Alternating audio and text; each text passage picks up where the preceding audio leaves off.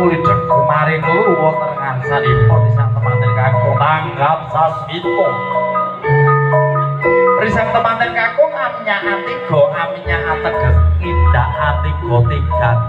tigan kampenya kerep icasi majalma tigan babar wahyuning wiji dadi panjurane Gusti Kang Mahanasa mugi samangke sampurna linepas lamban mingkah tataraning para krama enggal pinaringan kekancinge katresnan wujuding golek kencana kang bisa tata jalma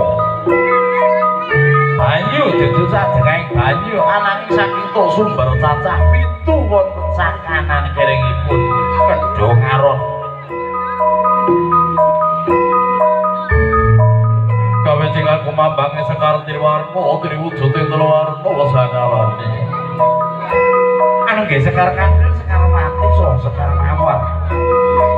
sekar kandel saka maneling ati wiwit kalam kadonyan ngantos dumugi nembut delahan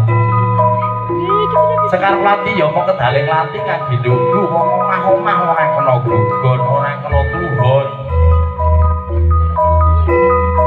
sekar mawari saharum alambar angge nyamangun bali wis sakuta juga kangge rayo sebodo kang sinadya masuki kang esti cinepeng astanipun risang temanten putri dening kang risang temanten kakung minangka pralamita bilih risang temanten kakung tansah ngangkat derajat Dewanodya tumuli lumampah pradaksina lumampah tumuju dhateng sisih kiringipun risang temanten kakung minangka Prabowo risang temanten putri tansah nengenaken dhateng ingkang garwa pinungkulan kembar mayang Ejo Daru Dewa Daru ingkang kasdu nyebat Kyai Kalapataru panjuran Gusti Kang Mahanasa mugi samangke saged hayu hayem hayem tentrem sanaminyo minggah laras moyo kang dadyalan